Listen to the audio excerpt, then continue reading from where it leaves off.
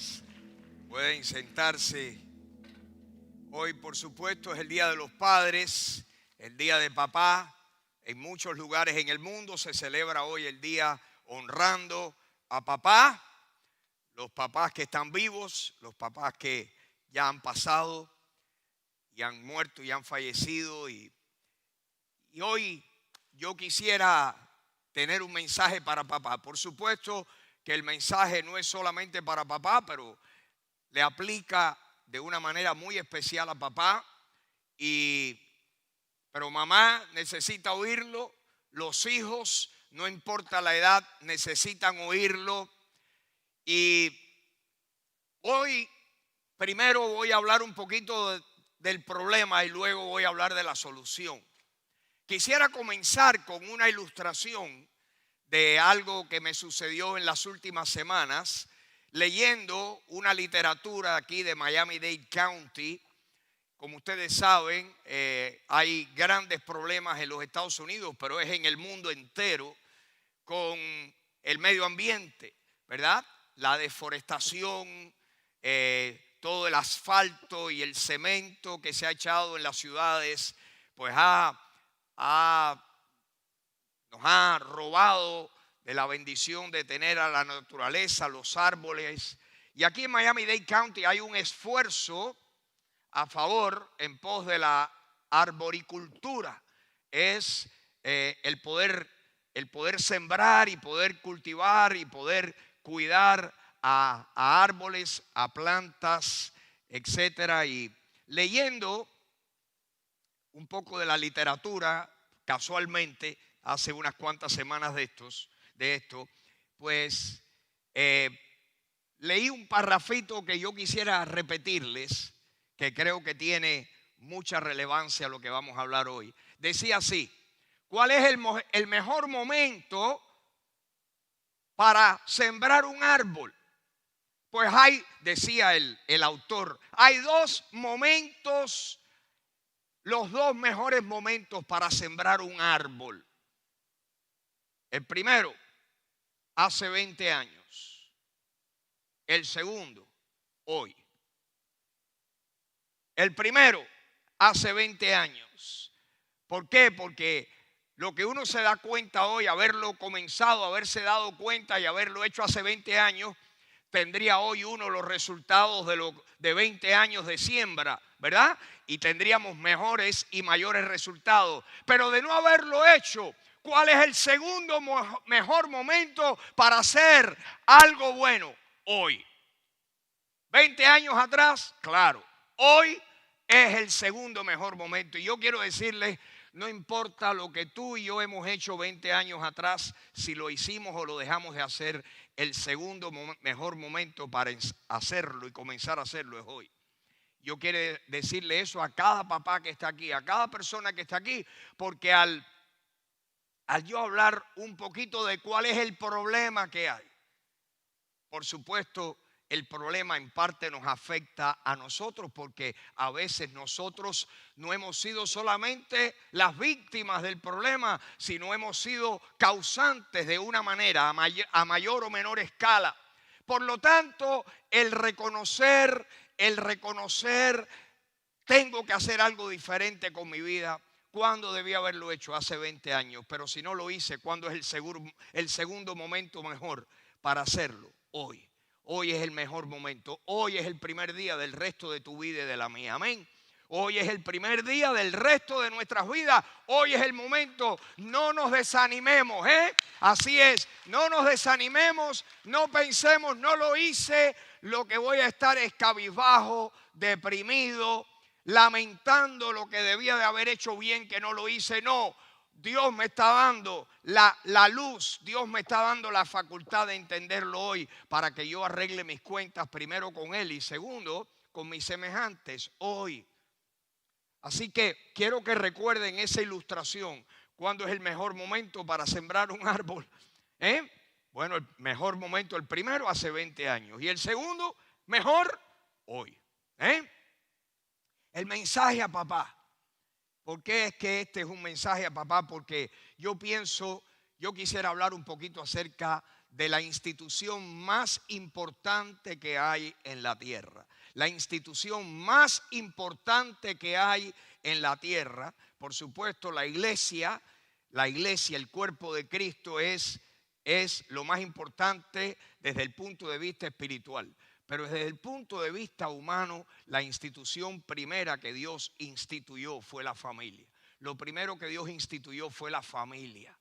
Cuando el Señor creó a Adán y a Eva, todavía no había habido ni procreación. Todavía no se habían multiplicado, y el Señor profetizó y dijo: por esta causa dejará el hombre a su padre y a su madre y se unirá a su mujer y serán los dos una sola carne. Y el Señor los bendijo y les dijo: fructifíquense, multiplíquense.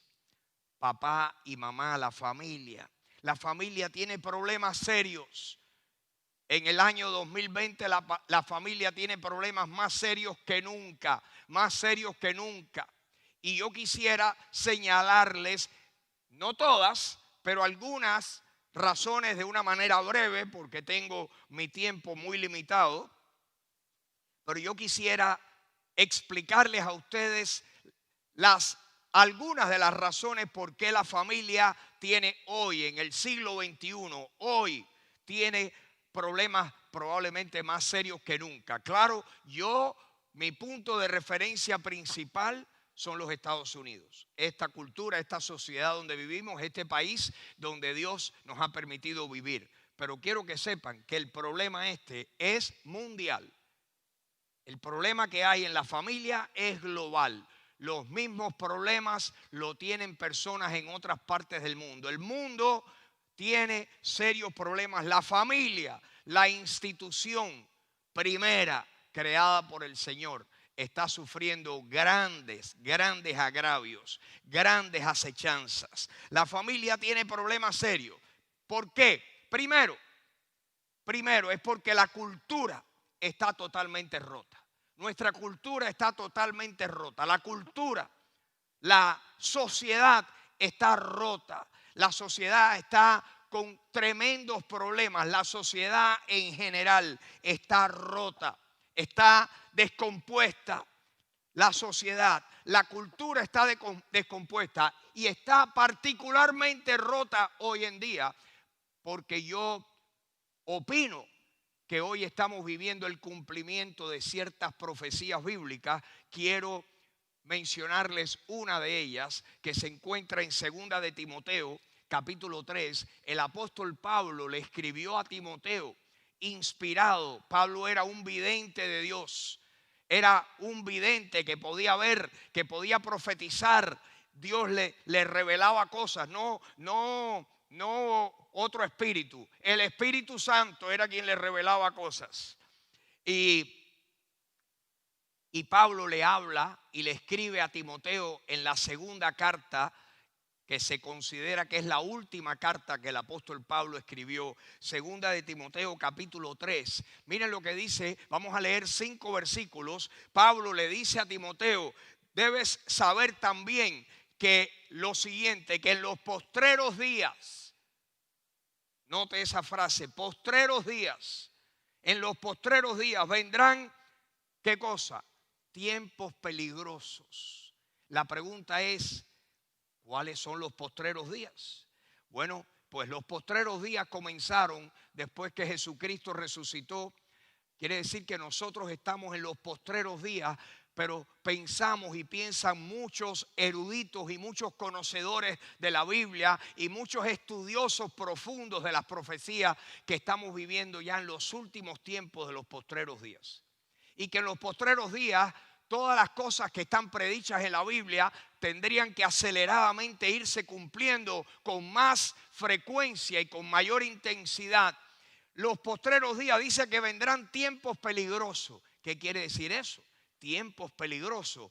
Y aquí el apóstol Pablo le explica a su discípulo Timoteo de qué estaba hablando Pablo, inspirado por el Espíritu Santo. Miren lo que dice, versículo 2. ¿Por qué? Lo que Pablo estaba refiriéndose es la sociedad, la cultura, las personas, cómo van a ser la gente en los postreros días, ¿cuál va a ser? ¿Cuál va a ser su vida moral? ¿Cuáles van a ser sus pensamientos, sus criterios? ¿Cuál va a ser su teología? ¿Cómo van a ser? ¿Qué clase de personas van a vivir en los postreros días? Dice que habrá, ¿qué cosa? Hombres, ¿qué? Hombres amadores de sí mismos. Número uno, hombres completamente egoístas. El egoísmo va a andar, pero completamente desubicado. El egoísmo. Dice que habrán hombres amadores de sí mismos, avaros, la avaricia, vanagloriosos, soberbios, blasfemos, desobedientes a los padres, ingratos, impíos, sin afecto, versículo 3, sin afecto natural, completamente entregados a su propio placer, sin afecto natural, implacables, calumniadores, intemperantes, en otras palabras, sin dominio propio alguno. Intemperante es alguien que no tiene dominio propio. Crueles, aborrecedores de lo bueno. Cuando vivamos en un tiempo donde lo malo se le dice bueno y a lo bueno se le dice malo, se está cumpliendo esto. Aborrecedores de lo bueno. Versículo 4, el próximo versículo. Traidores, impetuosos, en otras palabras, desenfrenados. Una manera de vivir desenfrenada. Amadores de los deleites más que de Dios. Versículo 4, versículo 5. Que tendrán una apariencia de que son buenos. Una apariencia es una fachada, es una pinturita de leche mala ¿verdad? Para tapar, pero es una pintura que con dos buenas lluvias se fue la pintura. Dice que tendrán apariencia de piedad, pero negarán el poder, la eficacia. La verdadera piedad, el estar conectado con Dios, se muestra no en las palabras, no en la teoría, se muestra en la práctica. Dice que tienen apariencia los hombres en los postreros días. Tendrán apariencia de piedad. Aparentan y se llenan la boca para decir lo buenos que son, pero niegan el poder de la verdadera piedad. Ser piadoso es parecerse a Dios. Cuando una persona es piadosa es una persona que tiene características que son características que tiene Dios. Cuando uno se parece a Dios en alguna característica de Dios, se puede decir esa persona en esta área de su vida es muy piadosa. Se parece a Dios. Y dice aquí que tienen apariencia de piedad, pero niegan el poder, porque la prueba está en los resultados, la prueba está en la conducta y no hay. En la conducta, ¿verdad? Sacan 0 en el examen. De la boca para afuera son, ¿verdad? Se llenan de grandes cosas, pero en el verdadero examen de la vida suspenden, ¿verdad? La prueba. La cultura está totalmente rota. Este pasaje, si de verdad estamos viviendo los postreros días, este pasaje nos revela, le dice Pablo a Timoteo, pero en realidad recuerden que la Biblia fue escrita para nosotros, para que Timoteo lo oyera y era el recipiente real en ese momento, pero la Biblia era para todos los tiempos. La Biblia, ¿verdad?, excede y sobrepasa todos los siglos, y era para nosotros que Dios quería enseñarnos y advertirnos que venían tiempos peligrosos.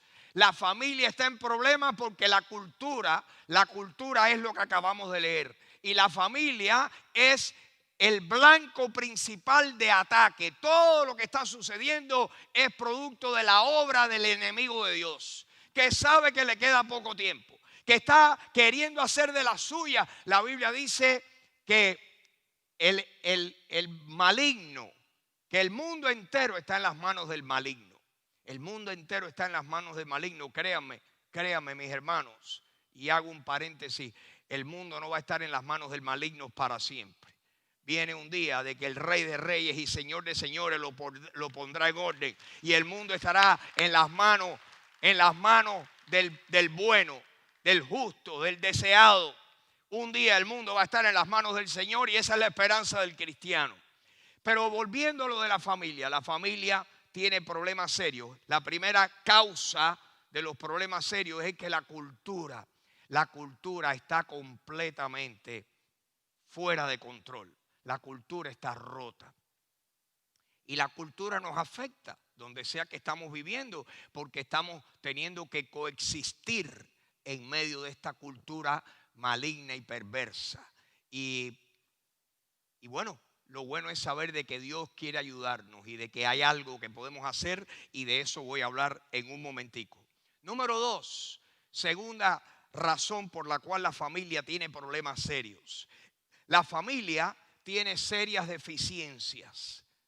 ¿Por qué? La familia como tal tiene serias deficiencias. ¿Por qué? Déjenme darles mi criterio, que creo que lo he derivado y lo he sustraído de las páginas de las Sagradas Escrituras. La familia tiene serias deficiencias porque, óigame bien, la Biblia no ha sido la base. La Biblia no ha sido la base para la formación de los matrimonios y de los hijos. Y cuando usted deja fuera la Biblia, usted está dejando fuera a Dios. Dios nos ha dado el manual de instrucción. Dios nos ha dado. Él dice que Él nos habla a través de la palabra. Y que su Espíritu, cuando nos habla y nos guía y nos fortalece, es porque el Espíritu utiliza la Biblia. Pero si la Biblia está cerrada y la Biblia no la hemos practicado, entonces ¿qué pasa?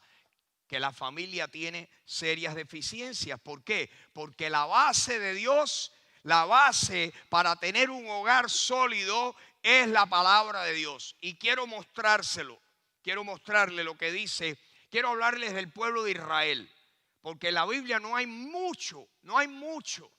Hay un poquito de cosas que Dios le dice a la familia. Pero quiero hacer como referencia varios pasajes en el Antiguo Testamento para que ustedes vean cómo Dios le dijo.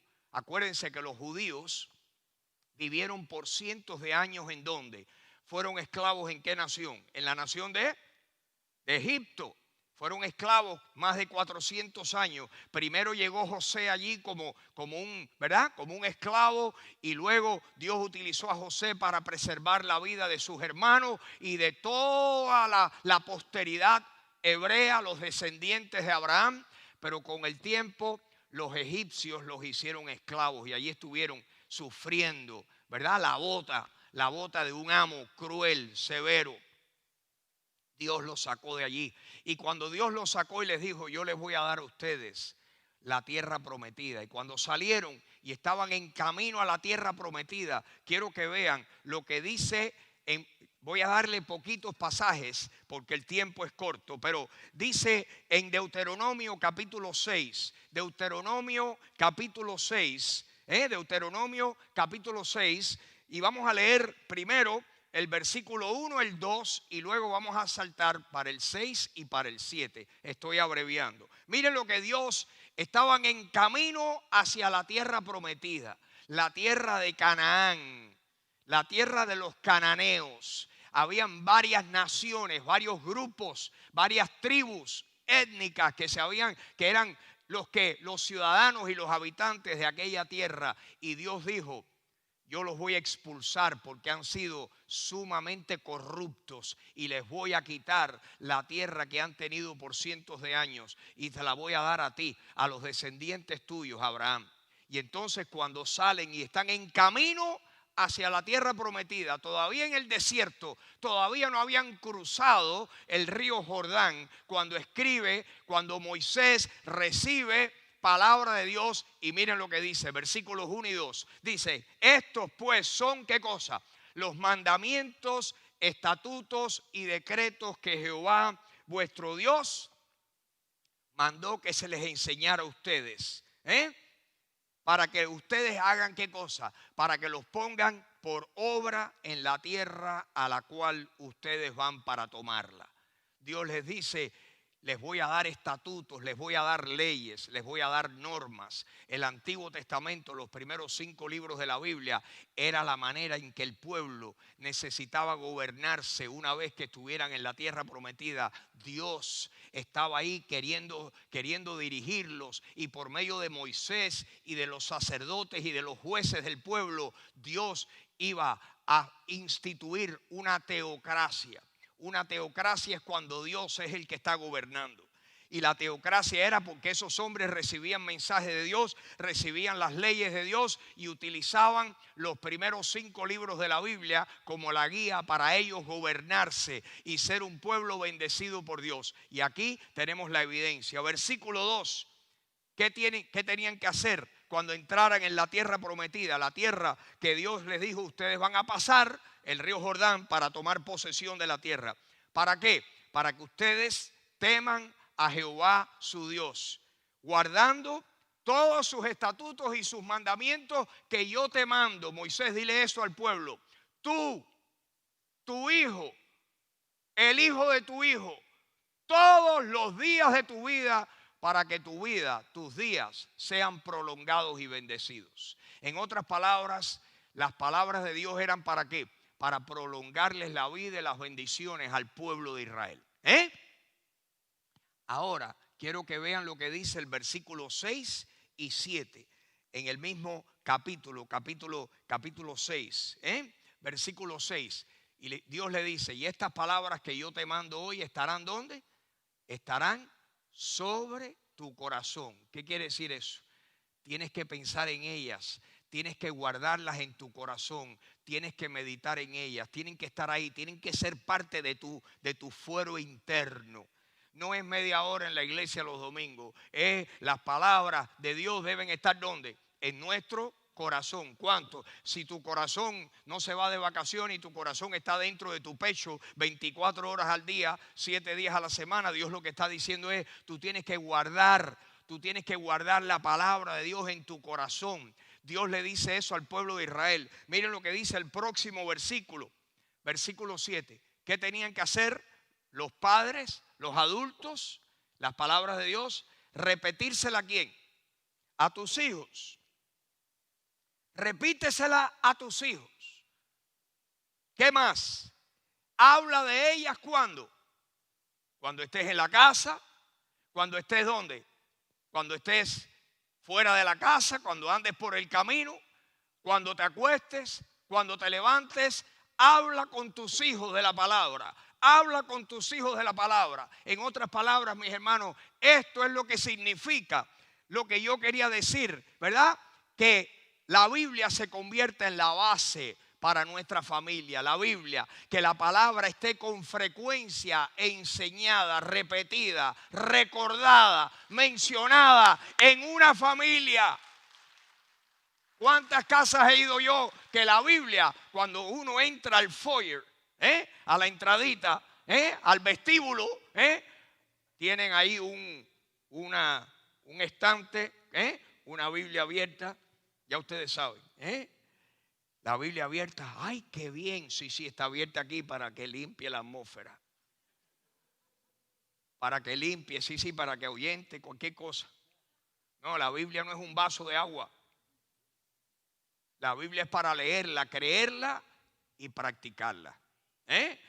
Tenerla abierta y no leerla y no practicarla es repetirla. Repítesela a quien dice aquí el versículo 7, a tus hijos. A tus hijos hablarás de ella cuando estés en tu casa, cuando salgas por el camino y andes en el automóvil. Aprovechar oportunidades para enseñarle la palabra a tus hijos. Recuerden que la base, el contexto de esto es repetírsela a nuestros hijos. Cuando eso no se ha hecho, ¿qué ha producido? Ha producido un vacío espiritual. No es que sean malas personas, gente buena, trabajadora, noble, de buen corazón. Pero si alguien no nos ha enseñado desde muy pequeño a utilizar la Biblia como acabamos de leer, ¿qué va a pasar? va a haber un vacío.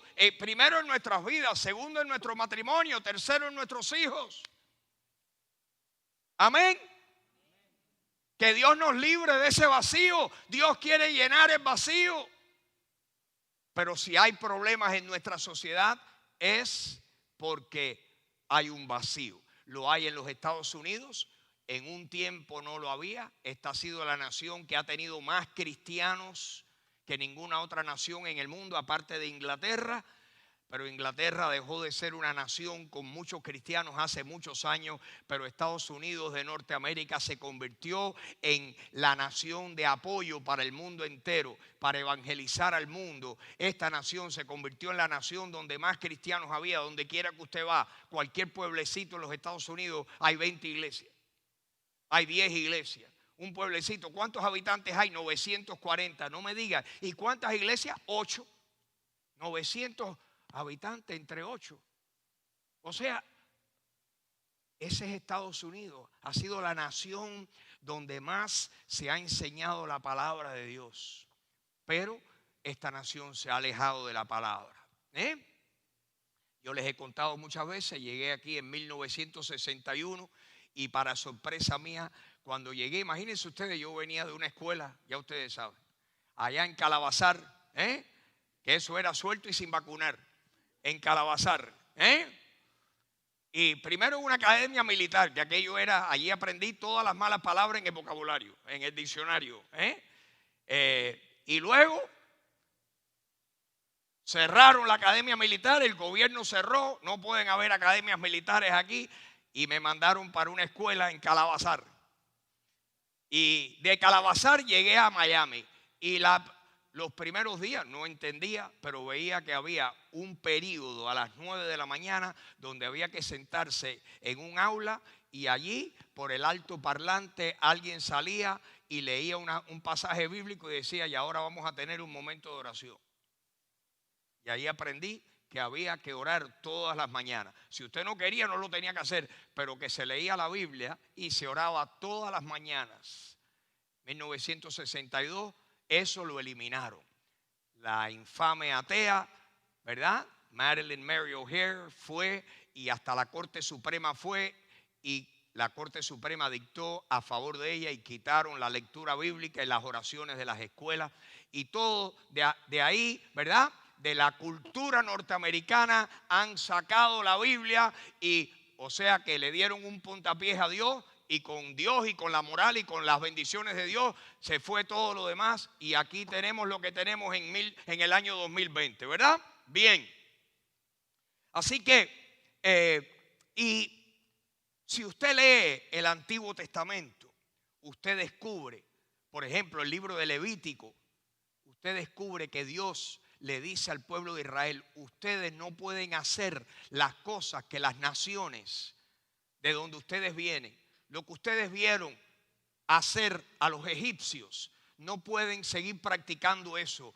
Yo prohíbo las prácticas que ustedes vieron en Egipto. Y lo que ustedes van a ver en las naciones donde ustedes van a entrar, yo les prohíbo. La vida moral de ustedes tiene que ser diferente. Todo eso me desagrada a mí. Es más, en Levítico capítulo 18, quiero que vean lo que dice Levítico capítulo 18.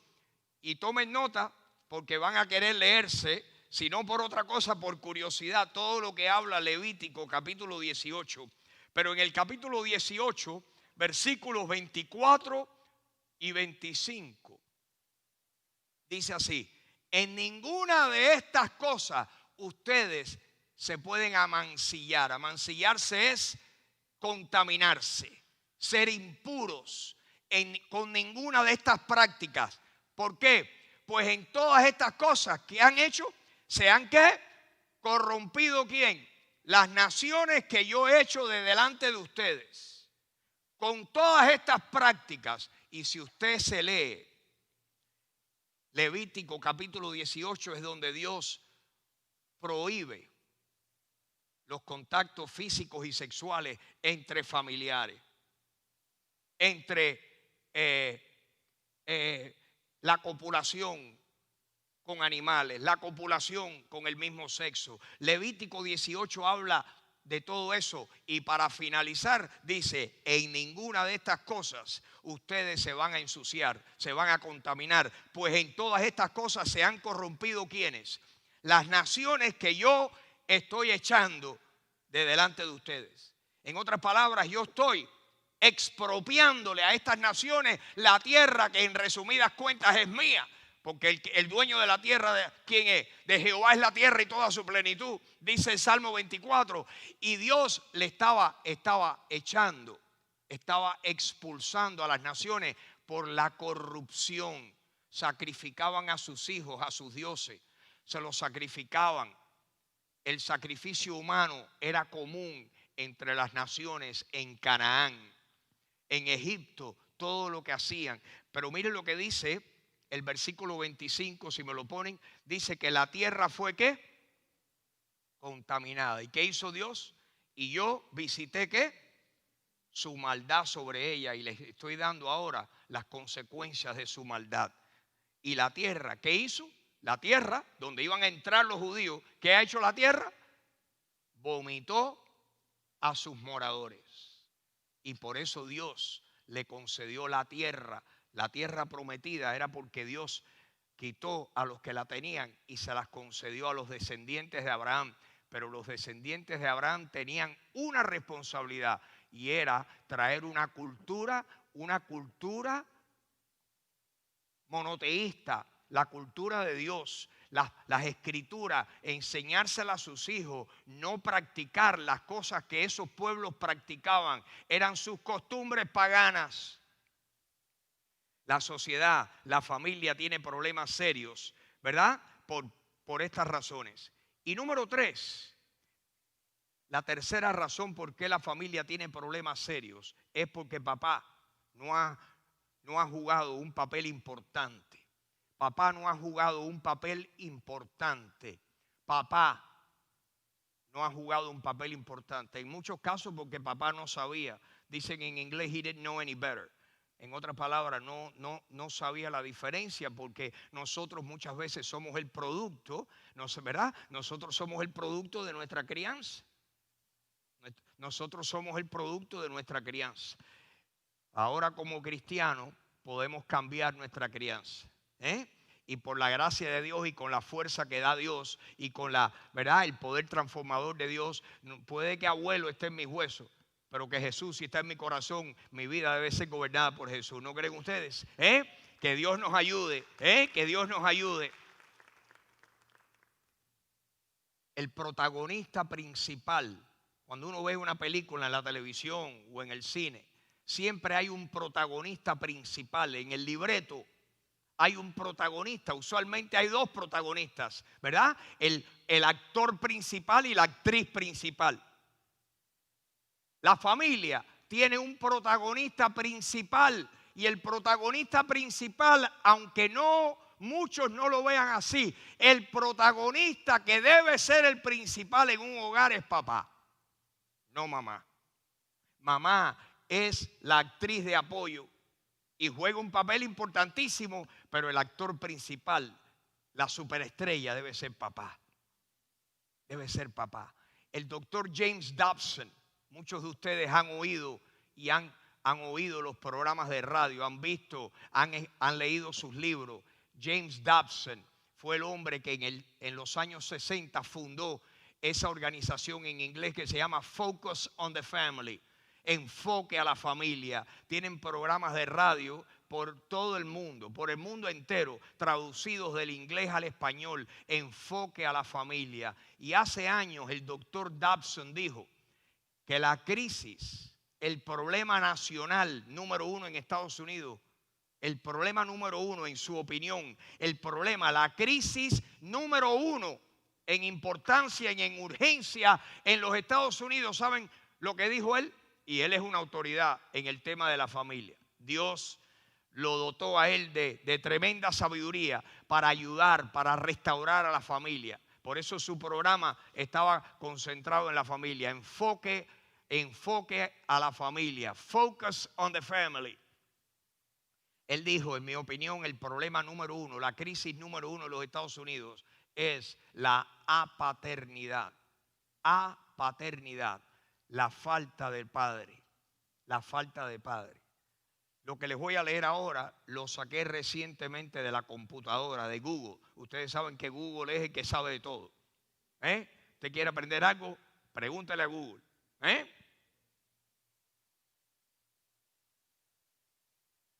En este momento en los Estados Unidos, de todos los niños blancos en los Estados Unidos, el 24% de los niños no hispanos y blancos, el 24%, 24 de cada 100 viven en un hogar con un solo padre. Que en la mayoría de los casos, ¿quién es el padre? La que más sufre. La que se echa la carga encima. En la mayoría de los casos, yo sé que hay excepciones, pero en la mayoría, cuando hay un solo padre en el hogar y niños criando, ¿quién está ahí? Falta papá. Quien está es mamá. El 24% de los niños no hispanos y blancos viven en los Estados Unidos ahora, en estos tiempos, en un hogar con un solo padre. Single parent home. ¿Cuántos niños hispanos en Estados Unidos viven en un hogar con un solo padre? Que ya les vuelvo a repetir, en la mayoría de los casos es mamá.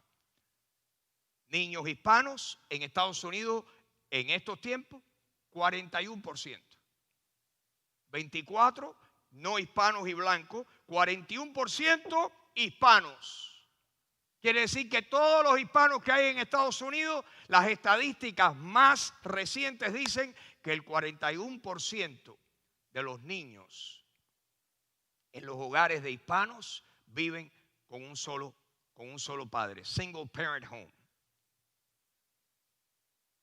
Los niños afroamericanos en Estados Unidos, 65%. Viven en un hogar donde hay un solo padre, single parent. 24, 41, que nos pica cerca, 65. Papá está haciendo tremenda falta. Hace rato. Porque los números, tristemente decirles, han ido aumentando. Entonces, por estas razones, la familia tiene problemas serios. La familia tiene problemas serios. Por lo tanto, quiero decirle algo a papá en unos minutos. Tu rol es importante. ¿Qué hace falta? Un papá cristiano. Papás cristianos. Un papá que haya recibido y conocido a Jesucristo es crucial para poder cumplir, para poder contrarrestar las deficiencias que hay. Número 2, un papá que ame al Señor y que está buscando de Él. Un papá que ame a Dios, no solamente que sea cristiano, sino que ame al Señor y esté buscando de Dios y esté practicando la Biblia en su vida primero y también con su familia. Amén. Que esté tratando de practicar la Biblia. Ahora, hay veces que nuestros hijos tienen su propio corazón y su propia personalidad y su propia vida y nosotros no podemos controlarlos por completo. Pero un hombre o una mujer que aman a Dios, tenemos nosotros un arma, una herramienta que no tiene más nadie, mis queridos hermanos. Es que cuando uno está cerca del Señor, uno tiene la bendición de poder orar y pedirle a Dios. Y que la oración cambia cosas. Que la oración, que Dios puede intervenir cuando el ser humano y cuando nuestra capacidad de cambiar las circunstancias no llegan hasta ahí. Dios tiene todas las opciones en sus manos y Dios dice que la oración cambia cosas. Que la oración cambia circunstancias. ¿Quién cree eso esta mañana? Orando por la intervención de Dios en la vida de nuestros hijos. Porque hay hijos que la cultura los ha afectado, la escuela los ha afectado, la cultura, la televisión, la computadora. Y no es que papá o mamá sean malos, es que la cultura como el virus. La cultura los ha infectado. Pero tenemos a un Dios que sana infecciones. Tenemos un Dios que sana enfermedades.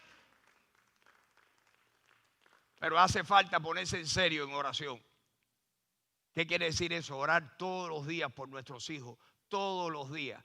Todos los días. Y decir todos los días, a tal hora voy a orar por mis hijos. Y con frecuencia voy a ayunar por ellos. Hay personas que ayunan por sus hijos, que ayunan por los esposos y las esposas de sus hijos años antes que se casen. Díganme, ¿no vendrá eso? No vendrá la vida, no vendrán cosas para la vida de esa persona, ¿verdad? Con un tremendo, con un ímpetu, con una tremenda velocidad, con un viento de parte de Dios. Necesitamos hacer eso. ¿Cuándo debíamos de haberlo hecho? Hace 20 años. ¿Pero cuándo es el segundo mejor momento? Hoy. Empezar hoy y decir que cada uno de nosotros diga a tal hora, todos los días, todos los días. Porque cuando uno no ora por sus hijos, ¿qué excusa podemos tener? ¿Que estamos demasiado ocupados? Tú estás loco y estás ciego si tú estás demasiado ocupado para orar todos los días un tiempo por tus hijos. Necesitamos orar, necesitamos ser intensos y específicos y deliberados en nuestras oraciones por nuestros hijos. ¿Por qué? Porque la oración es el músculo que mueve el brazo de la omnipotencia. Amén. La oración es el músculo que mueve el brazo de la omnipotencia. Orar por la intervención de Dios. Si ustedes leen Josué capítulo 24, y voy a terminar con esto, en Josué capítulo 24, Josué es el hombre, Moisés muere del lado oriental del río Jordán, y Dios dice: ahora el que va a introducir a mi pueblo a la tierra prometida va a ser Josué. Y Josué se pasa años batallando y conquistando naciones para Dios, y al terminar de su vida, le voy a leer lo que Josué dice en el capítulo 24. Esto es lo que hace falta, hombres que hagan esto, hombres que hagan esto. Josué 24, le voy a leer unos versículos que al final de su vida Josué le dice al pueblo de Israel: ahora pues teman, pueblo, estoy ya terminando mi vida, ya soy un anciano, teman a Dios y sírvanle con integridad y en verdad, y quiten de entre ustedes los dioses a los cuales sirvieron sus padres al otro lado del río y en Egipto, y sirvan a Jehová. Y si les parece mal servir a Jehová, escojan hoy a quién van a servir. Decídanse si van a servir a los dioses a quienes sirvieron los padres de ustedes cuando estaban al otro lado del río, o a los dioses de los amorreos en cuya tierra ustedes habitan. Pero yo y mi casa serviremos a Jehová. Yo y mi casa. Josué estaba ofreciendo el liderazgo, que su familia, él les estaba diciendo a todos sus compatriotas: ustedes tienen que decidir, porque todavía están aquí, han visto la mano de Dios y todavía de verdad no se han limpiado y no están devotos a Dios como debían estarlo. Pues óiganme, decídanse. Pero quiero decirles una cosa: yo no sé lo que ustedes van a hacer, pero sí les aseguro una cosa: yo y mi casa serviremos a Jehová. Amén. Que Dios nos ayude. Que Dios nos ayude a tener esa actitud. ¿Cuándo debíamos haberla tenido? Hace 20 años. Pero el segundo momento para tenerla, hoy. Hoy es el primer día del resto de nuestras vidas. Hoy es que podemos cambiar y tenemos que hacernos los mejores amigos de nuestros hijos. Tenemos que, no es solamente dándole órdenes como si fuéramos un sargento del ejército, es ser sus amigos. Mi esposa, cuando mis hijas eran jovencitas, me dijo: yo le voy a pedir al Señor, yo quiero ser la mejor amiga de mis hijas. Tenían 9, 10, 11 años. Ahora le escriben en el Día de las Madres y le dicen: mamá, tú eres mi mejor amiga. Wow, eso no vino de gratis. Eso fue, que Dios nos ayude a hacer muchas cosas y decir: por la gracia de Dios, yo y mi casa serviremos a Jehová. Amén. ¿Qué podemos cambiar? No lo podemos cambiar todo, pero algo podemos cambiar. ¿Cuándo? Hoy. Hoy. No dejes para mañana lo que puedes hacer hoy. Hoy es el primer día de nuestras vidas. Yo hubiera querido saber eso. Si yo llego a saber esto hace 15 años, no lo sabía. Pero Dios quiere que tú hagas algo con lo que sabes hoy. ¿Qué vas a hacer con lo de hoy? Amén. Pónganse de pie y vamos a orar. Padre Celestial, esta mañana, Señor, te encomendamos a cada papá que está al alcance de mis palabras, al alcance de mi voz. Señor, te pido, Señor, empieza conmigo. Dame pasión y fervor por ti. Ayúdame, Señor, a poder estar al rojo vivo para ti. Ayúdame a amarte con todo mi corazón, con toda mi alma, con toda mi mente, con toda mi fuerza. Ayúdame y ayuda a mis hermanos padres, los que están aquí en la casa y los que están en sus casas. Señor, ayúdanos. Te pido que hagas eso con todos esos padres jóvenes que están en la roca. Entre ellos, Señor, los que están ahí esta mañana oyendo, que están mis yernos ahí, que están los padres de mis nietos, Señor, tócales el corazón, que te amen de todo corazón. Y que hagas lo mismo con todos esos padres de familias jóvenes, Señor. Y Señor, ayúdanos si hay alguno entre nosotros que todavía no ha recibido a Jesucristo como su Salvador personal, que lo haga hoy, que venga a ti, Señor, porque tener a Cristo es lo más importante en nuestras vidas. Ese es el comienzo de grandes cosas en nuestras vidas. Señor, convence personas, los que no están convencidos todavía, de que Jesucristo es el Hijo de Dios y que vino y dio su vida y murió y resucitó para que todo aquel que en Él cree no se pierda, mas tenga vida eterna. Convéncelos. Gracias por esta mañana. Te pedimos todo esto en el nombre de Jesús. Amén. Gracias, mis hermanos, por estar aquí. Gracias a los que han estado en sintonía. Que Dios les bendiga y les guarde. El miércoles por la noche, a las 8 de la noche, estudiando el libro de Filipenses. Que tengan un bello día. Que Dios les bendiga.